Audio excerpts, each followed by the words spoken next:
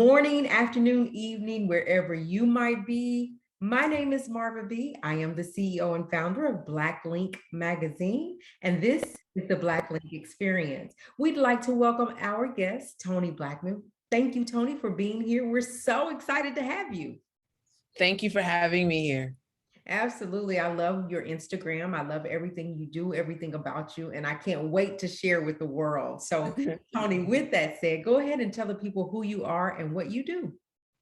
Well, I am Toni Blackman. I am an artist and a social entrepreneur. I'm the first U.S. hip hop ambassador, the first cultural ambassador for hip hop to represent the United States with the U.S. Department of State. So I've traveled to 48 countries around the world, some of that independent, some of that on official visits. I'm a performer, I rap and I do spoken word. I have a band and I not only make music, but I teach. Teaching is my passion, my other passion, performing and teaching. And so I teach public speaking, performance. I can even teach you to freestyle, Marva. Uh-oh. So don't let me break out. That's what I love to do. Most of my recent work is in the lane of mindfulness, meditation, and wellness. It's in alignment with my own healing journey as a Black woman in America. Right. And I just thought it made sense that as I matured to allow my work to mature as well. Absolutely. Well, you do a lot and it's all positive things for, people to tune into, especially, when you talk about taking care of yourself and all of those good things. I love talking about that. I come by way of public speaking as well, and it's all about empowering others to be their best selves. So Right. I love it. But let's talk about Toni. Let's talk about the music business and how you started in this business, and when did you know like this is going to be what I'm going to do? Well, I think I started in high school, and then I tried to conform when I got to college, because it's just not what girls do. It's not a serious, it's not respectable.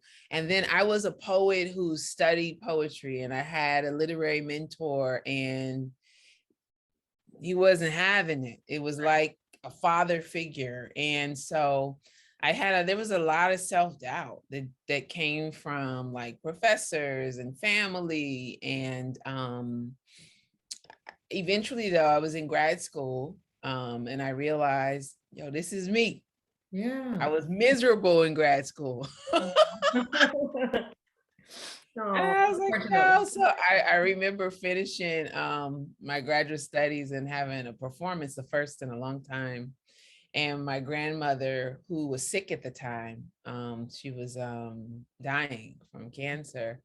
And I just remember being on the phone with her, one of my idols, my icon, my first icon. And it's the first and only time I ever heard her use a cuss word in my life. Wow. When she says, I'm not gonna have this out of you. Who goes to college for 7 years to be a rapper? You're gonna write poetry? So she thought I was out of my mind because she and my grandpa had this vision. Yeah. Dr. Toni Blackman. And then my uncle, my cousin had this other vision, me being a lawyer. And then my mom, she just wanted something to show off, and this is what y'all got. Well, I think they're pretty proud of what they got. Oh, you know what happens, a decade later, you're in a magazine. They're like, ooh, you're in the newspaper. Ooh, you're on TV. Ooh. Yeah. And everybody sings a different song. That's right. That's right. Well, that's so important. Yeah, it's interesting. But I think at the end of the day, we have to do what makes us happy. And that's just the bottom line. We can't please everybody. And I'd rather not be miserable and be doing what I love to do. So and they'll get on board, and they'll be okay. No, they got on board. Everybody's on the good gravy train. Shoot. Now, I mean, and also I think I came from a family that had its own. When I left home, there was a church. My uncle started a church. My whole family worked as a part of this church. And there was this thing around what it is I was choosing to do. And it was just this journey for me of just standing on my own and healing myself, getting out of the working class Christian, Yeah. Black American programming, having to deprogram Yeah. and free and emancipate my mind and my spirit. And then I started to see, I was like, wait, my work is all community. My work is all service. My work is all impact. My work is all healing. I did 30 schools in 1 year. I've done war-torn countries. And I was like, wait.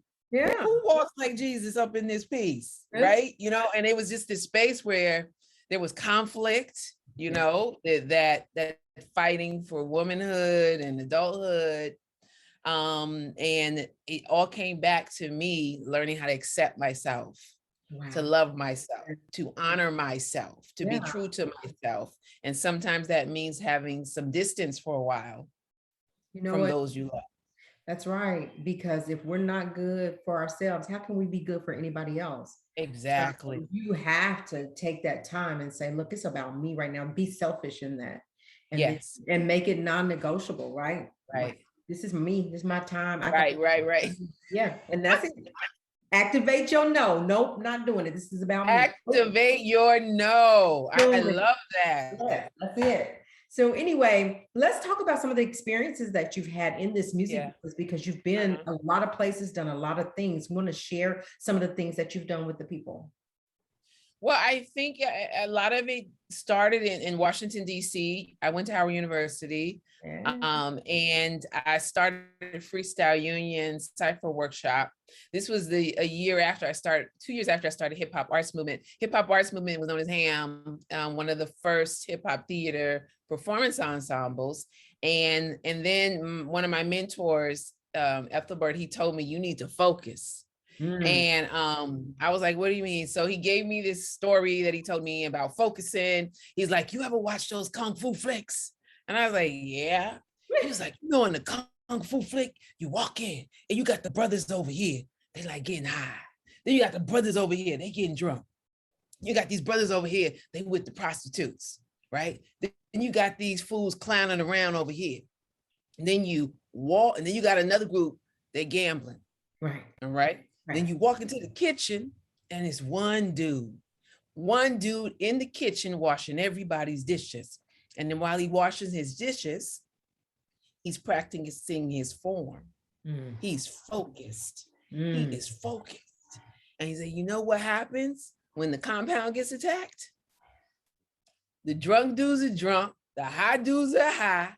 Everybody's preoccupied, and this one dude kicks everybody's ass. Be that dude. Yeah. And so there was this base of that story has come back to me. I've shared it with students, with artists I've mentored. And what I chose to do was focus on performance.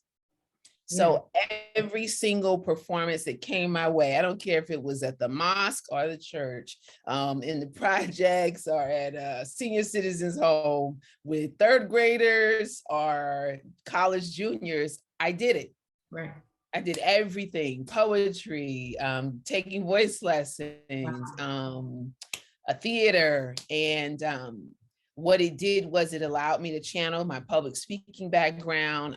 I competed in poetry, interpretation, and storytelling in undergrad. I was on a scholarship with the speech and drama team.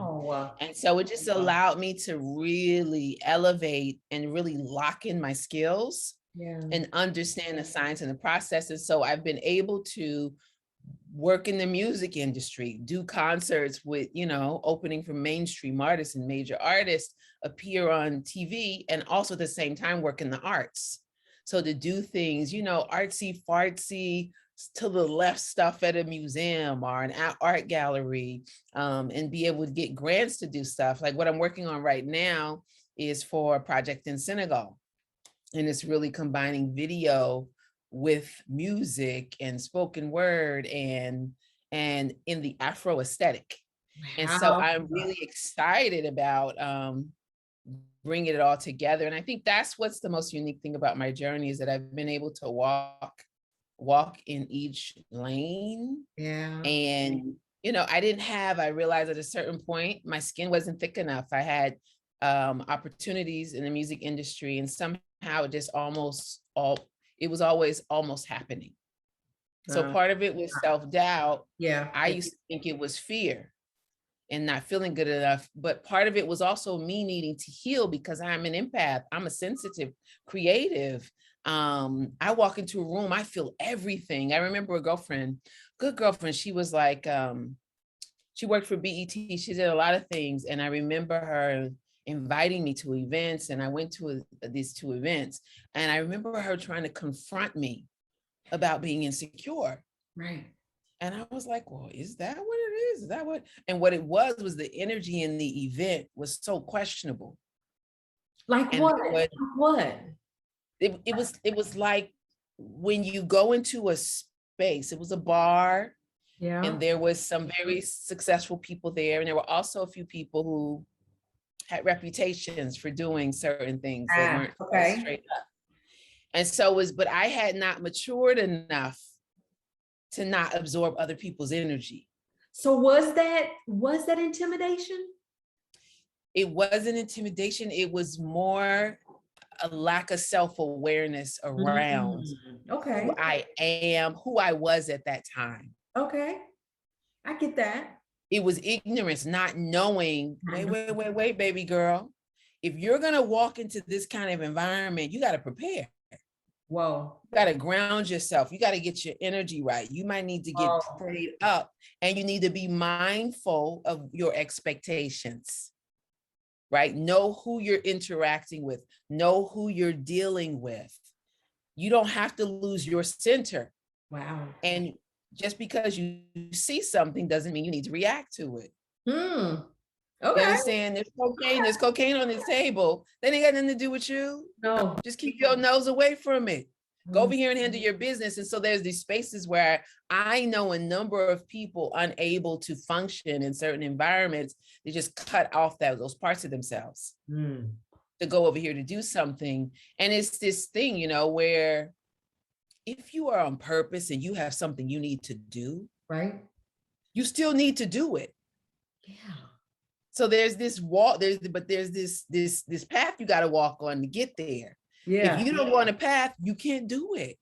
This is good. You understand? So it's been really a crazy, crazy journey. And then years later, I've had people come to me, acknowledge me, apologize. And I was so soft. I was too tender. I was too soft. My skin wasn't thick enough to deal with someone who you were close to now becoming successful and then conveniently running out of business cards when they talk to you, but you see them give their business card to someone else. Like those little disses, I was not strong enough. Yeah. But now I'm grown, right?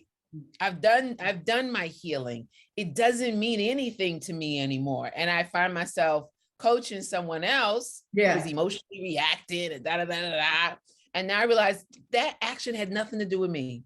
See, and I think that's the problem, that we get so offended about things that don't have nothing to do with us. Too much. Worry about and stay in our lane and know what our purpose is and what our path is. Well, that's personal problem you got, whatever you got going on. That's personal. Yes. I'm going here. I'm doing this. Yeah. But you're right. No, and it's crazy because one of the things that happened, part of my worthiness of knowing that it's okay for me to do my own thing. Yeah. And that comes back to self-worth, like knowing how worthy you are and that you are valuable on your own without those people. Because one of the things that I did wrong in terms of my mistakes is I tried to bring everybody with me. So what happened to me, this 5-time Grammy award-winning engineer producer invited me to the studio. Right.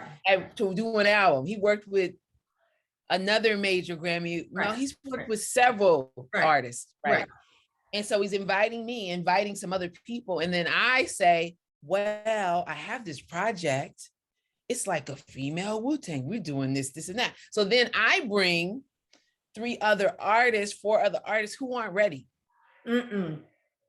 So when they function in the space of not being ready, it comes back to me because I got the invitation.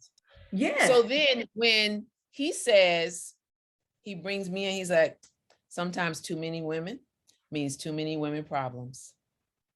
And that's not a sexist statement. You know what I'm talking about. I'm sorry, T. And that was it, it was over. Opportunity gone. So I did this to myself a few different times, you know.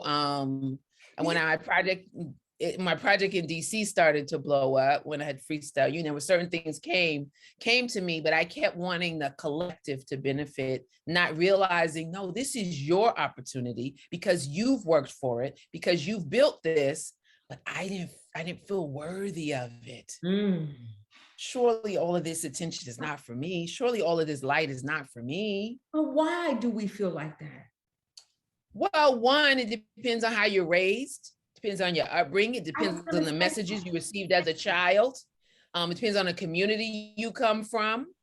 And then I just think some of us, like our journey, if we don't get fed, we have to learn what we need to eat. And then we have to go through the process of being able to feed it to ourselves. That's a decade out of our lives. For some of us, 20 years out of our lives. Wow. But here's where God is good. It's deep. That's deep. Okay. If you stay focused, what's meant for you is meant for you and it's yours. Period. Period. You never would have told me I'd still be getting booked to do music, to do poetry, to travel. You never would have told me like 2 theater production companies would want to work on my piece. I don't even know if I want to do the piece yet publicly. We did a work in progress. But the fact that these opportunities are coming, and then the book deal that I was not able to honor. My brother suffered from suicide in 2018, and I wasn't able to deliver on an opportunity. And then the initial company I had gotten to deal with several years prior, they had folded, they came back. And then in the middle of the pandemic, the owner calls me and he's like, hey, kiddo, you ready to do that book? We still have your manuscript. What's meant for you is meant for you. Listen, and we gotta, when do we grasp that? I think the moment that we grasp a hold of that, it means that any rejection that comes your way was not meant for you. It's nothing personal. That was not meant for you. What's meant for you is coming. And you have to understand that it's coming because what's meant for you is what's meant for you. And you got to trust the timing. And the timing ain't yours. Patience. It's when it's not. It's not. I preach this all the time.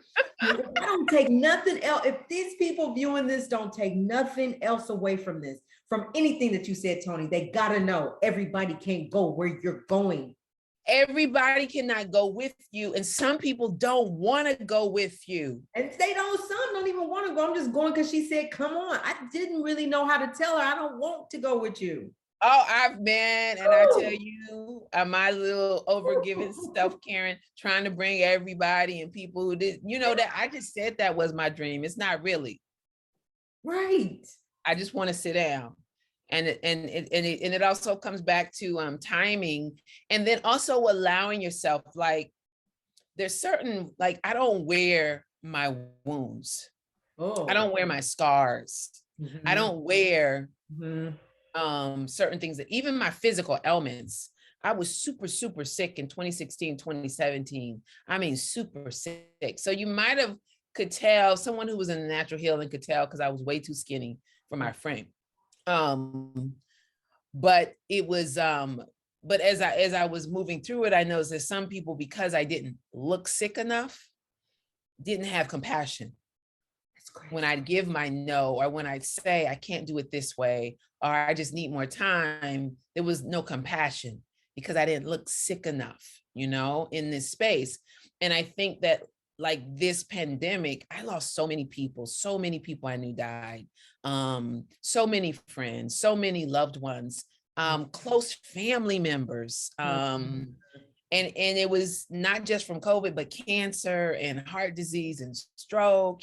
And to come to, like, this summer, I was spent, I was gone.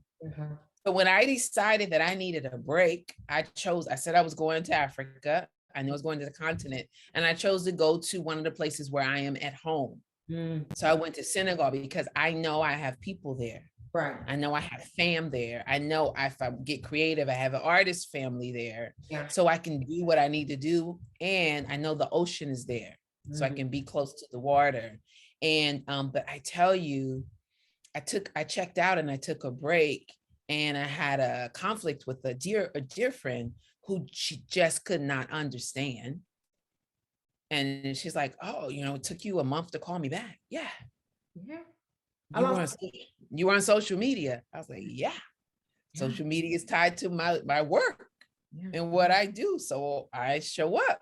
But I lost a friend that way. Like I was taking, I'm sorry, I didn't mean to interrupt you, but no, I want to hear it. But because I didn't return a phone call right away, or when she thought I should return the call, then no more from me, like not talking to you, just you don't need to call me. No, I'm like, who does that?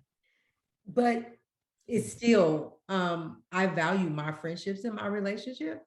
Yeah. And so even if you feel like that, I'm still got to take care of me.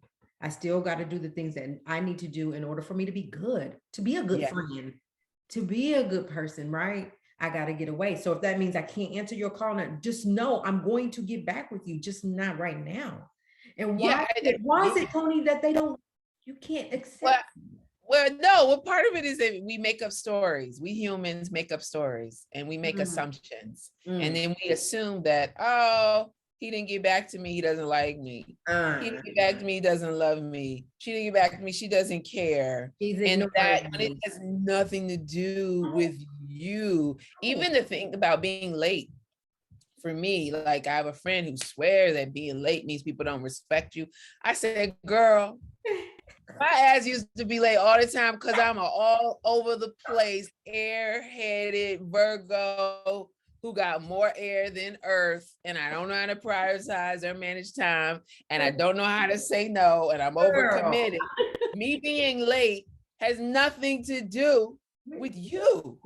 Yeah. I'm like, people disrespect you. No, I hate those myths. Are the people who don't make time for you, don't care about you. They make time for what's important. Not true.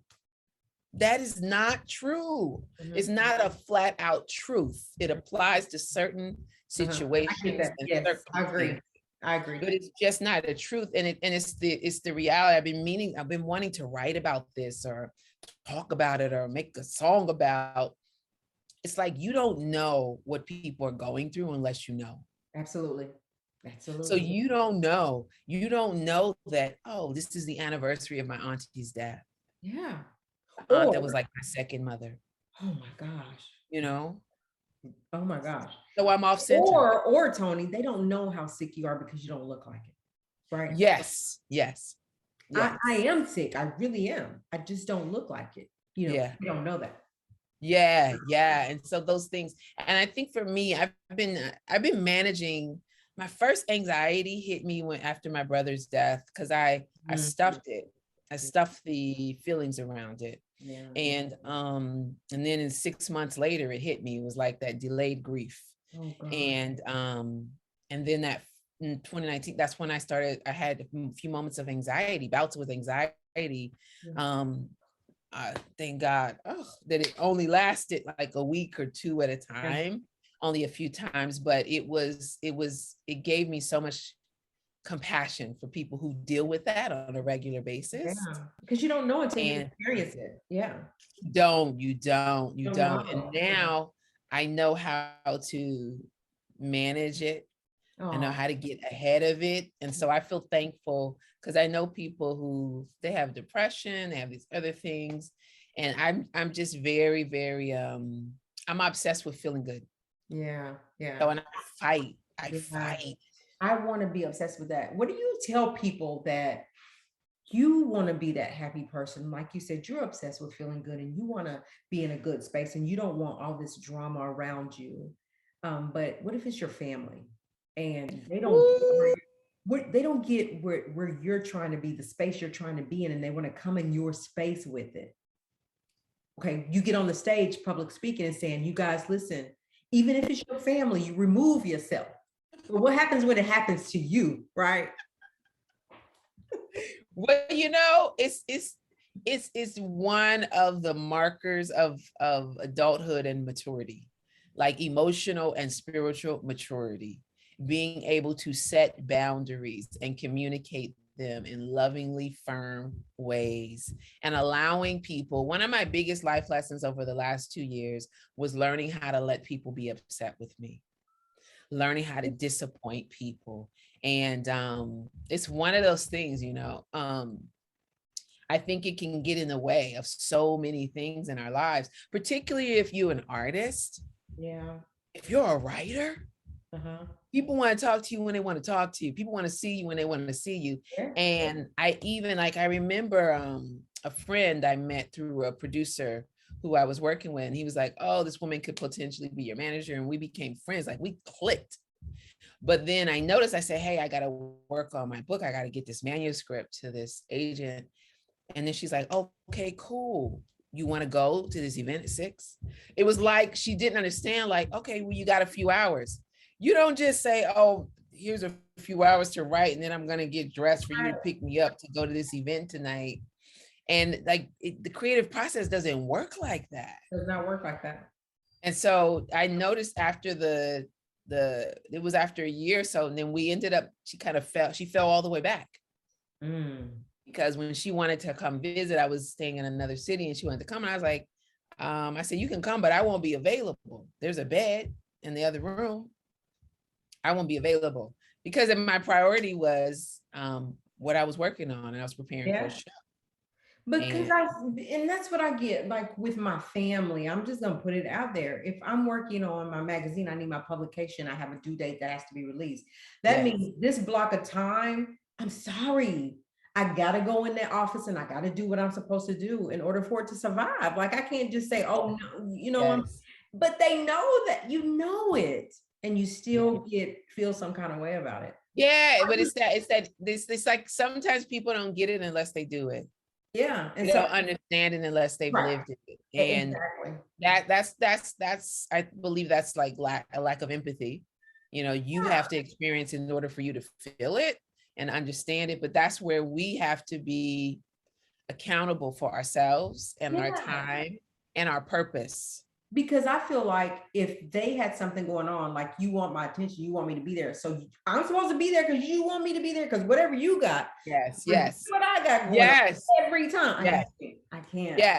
Yes. I'm telling you that for some people is a whole life lesson, their whole lifetime.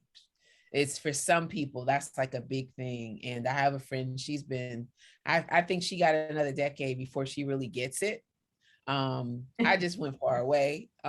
So, and then I travel a lot. And so I'm actually attempting to rewind so that I can reconnect a little bit more often, but also really understanding, I when I left home, I created chosen family and very close to a community of people. And then I have, for my travels, I have global family. Right. And so this is one of the reasons why these past 2 years have been so hard. And a girlfriend of mine, she was like, oh, she's like, I figured out why you know so many people dying. And I was like, why? She said, because you know so many people. And I was like, oh, yes. So it's a space, but her perspective was, if you knew less people, you would be less sad. And I'm like, honey, no, that's not gonna, that's not the answer for what I'm feeling right now. But it really put in perspective. But then it also offers me an opportunity for more love in my life. I like that. To feel loved and supported, where you can have this person who is a multimillionaire who returns my texts and calls. You can have this person who is a top fashion designer who will make space for me. You can have this person who is a writer and his wife says, hey, we're going to be out of town. If you want us to leave the keys, we'll leave the keys to the house. And so like having the global, I'm sorry. It's taking care of your relationships and your friendships that you do have. You take care of them, right? Yes. Yeah, because and that can be hard when you're busy. that can be a challenge when you're a visionary. That can be a challenge when you're an entrepreneur, knowing how to nourish and cultivate those Yeah, you got to know relationships. how to do it. You have to know how to do it in order to keep it good. Yes. And because entrepreneurs are especially a lot of entrepreneurs are still trying to make it. Yes. Which means we gotta be working around the clock almost in order to try to get where we're trying to go. But we still have love for you. Like, I love you. I want to be in your presence, but this block of time is just Yeah. I But activate my no. what works good for me, vulnerability and transparency, super helpful. Being willing to be vulnerable Yeah. and transparent about what you got going on, and being able to express love verbally. Yeah. And express gratitude. And sometimes we don't do it, not because we're uncomfortable, because we know that whenever we express gratitude to John or to Jelani, that these brothers get a little, but guess what? That's also not my problem. Right. I'm gonna say, I miss you, bro, and I love you, and I hope we can link whatever, but I won't make it to your event. And so in that space, and just allowing it, and then sending gratitude notes to people who, when you well up with gratitude, like when your soul feels really good about a person, in that second is when you write that text or that email. Oh, I get it. Yeah. And so they will feel your passion. They will feel your I energy. like And that. even if they say, thank you, sometimes it's only because they don't know what to say. Yeah. They're not wordsmiths, or, I had a friend, he admitted to me, he said, sometimes I don't reply to your emails because they're so good and I don't know what to say. It's like, you're so real. And so he's like, I'm not a writer. And so then I understood, and he helped me understand some people, particularly some of the men in my life. I'm like, oh, that's it. Yeah. And he's like, but I receive all of it. Yeah. He just didn't know how to say that he received it all. Yeah.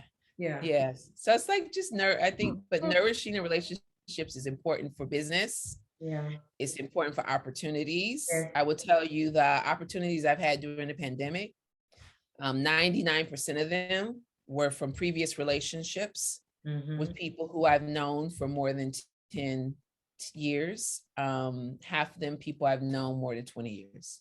Wow. They called, they called. Yeah. For me, it's been new people in my life that are in the business and saying, hey, I got this connection for you. I'm going to hook you up with this. It's not the people that I've been knowing all my life that even call and say, it's the people that I've just met, that not just, but met recently that said, how's your foot? You had surgery. I haven't heard from any of my friends. Right. Yeah. So I don't know, it's just a season. I think people are in your life for a season, or either they're going to be there for the long haul. Yeah. And the people that are there for a season, they were there for a reason. They've served their purpose, and you move on, But at the end of the day, it's about how you feel, how you're taking care of yourself. Yeah. It's about we can be selfish in that, because if we're not taking care of ourselves, again, we can't be good for anybody else. So I like it. And I love this conversation that we're having. Like, I didn't even expect it to go this way. I didn't. So but no, I had a lot of seasonal people drop off. Yeah. Well, yeah. COVID made things very real. A lot of seasonal folks drop off. And then there are a lot of folks, as I started to grow more intensely and more intentionally, they fell back. So they didn't go away, but they distanced. Yeah. And I respect the distancing. Yeah. Because I'm on fire. Yeah. And I'm on fire, but I'm also still healing. Yeah. And I'm also still walking in circles. And I just learned to really value and respect the people who honor my circular thought, my circular movement, the people who love me through my inner turmoil, my inner chaos, and who can see my brilliance and my light, even though it's not packaged in the way that they think it should be packaged. It's not presented in that way. So it's been another exercise for me in self-acceptance. Like, oh, I dropped the ball on that. Oh, I'm 3 weeks late with that. Ooh, Ooh. did I wear the wrong color? They told me to wear blue and I wore yellow. You know, those sorts of things. Part of that for me is forgiving myself and allowing myself to be imperfect. And I know a lot of artists who block blessings, who block opportunity, who block their own growth because they're not perfect. Yeah. A lot of creatives, and nobody's even asking you to be perfect, baby. No.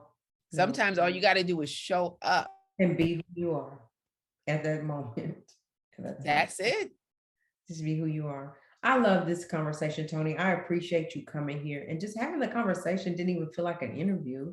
It was just a conversation. I think it's needed for people to hear and understand that, wow, okay, that's what's going on with me, right? Because we've dropped some gems. I think we both dropped some gems today on them that they can, I hope that it helps. Like I'm all about wanting to help people understand, and realize, you know, what's going on in their atmosphere and why, why is this happening to me? Or why are these people not showing up for me? Or why did they get mad because I didn't call back? Or all these things we talked about, people need to hear. And I think it makes for a better person, especially the getting to take care of yourself, getting away and taking care of self. And I think that's important. So one thing I would ask that you do, Toni, if you would go ahead and leave with the people before we get out of here, just anything that would be beneficial to their to being better. To be better than I was yesterday, I would commit to my inner work and to be absolutely unapologetic about what it is that I need to do for me to feel whole, for me to feel centered, for me to have more peace inside, for me to sleep better at night, for me to feel better in my body. I would begin to do those things, understanding that when we make a radical shift, things around us might begin to change radically as well. Right. And so stay steady through the discomfort. And if you know you have a calling, if you know you're on purpose, if you know you're on path, to get your faith muscles intact and to accept that your faith at 30, 35, 40, 45 might not be the faith you had at 20. That's right. But you can get that faith back. Yeah. But it takes work, it takes effort, it takes sweat. It might take a little blood and a few tears, but you can get yourself back to that space and to honor. I would say to the creatives to honor your creativity. You don't have to become a New York Times bestseller to write a book. No. Honor your creativity. You don't have to go in the studio to sing a song. You can go sing a song anywhere to honor it. And you don't have to be a rapper to rap. That's right. Like one of the things that my work is really about is the cipher. My book is called Wisdom of the Cipher, spiritual insights that I've gleaned from 25 years of organizing ciphers. And so my question is always, what happened to the sing-along? Like for holidays, cookouts and gatherings, people be around singing, in our grandparents' generation, like what happened to that? Yeah. And I know that I've been in so many beautiful ciphers. And so many people in the hip hop generation, quote, used to rap. Yo, you still rap. You don't have to rap to rock a show. Right. You can rap with your friends and your family. You can freestyle right here and right now. Something that the kids can be a part of and the elders be a part of. And being in the cipher and the circle together, it is so important for us to honor our creativity, particularly people of African descent. Yeah, and our creativity is a part of our spirituality. It plays a functional role in our lives. You do not stop expressing yourself because some corporation or some powers that be said that you weren't important or valuable because you're at a certain age, or because you're married, or because you have kids, or because you have a day job. No, no, no, no. That will kill us. Yeah. Yeah, I like it. You're right. As long as you have breath in your body. And I think that when you're older, you're more mature and you're even better than you were. So you know more than you knew then.